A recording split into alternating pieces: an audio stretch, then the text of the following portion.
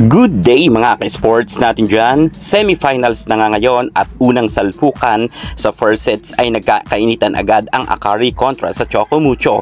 Mukhang minamalas nga ang Choco Mucho bago magtapos ang first technical timeout dahil nakalamang nga ng 4 na puntos ang Akari. Wow, ang Akari mukhang pinaghandaan talaga nila ang Choco Mucho. Gulat nga rin dito ang Titans team dahil talagang malakas itong si Ivy Lacsina sa kasalukuyan at si Soyo.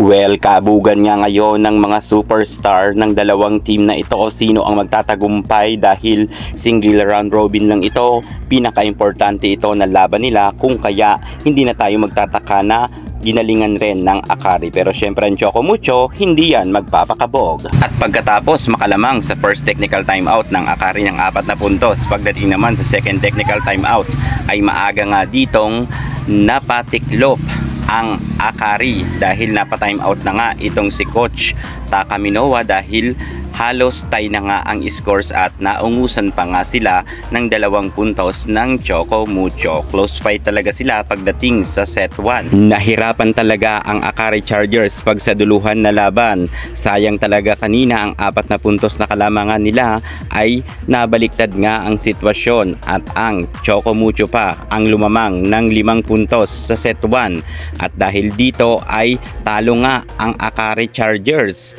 20-25 ang scores.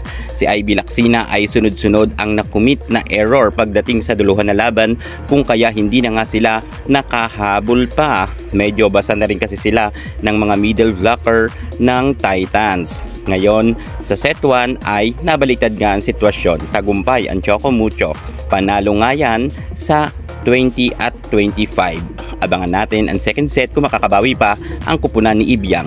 Yan muna ang pinaka-latest natin sa mundo ng volleyball. At para hindi ka muli sa lahat ng issue pagdating sa larangan sa volleyball, subscribe na. Thank you so much. God bless.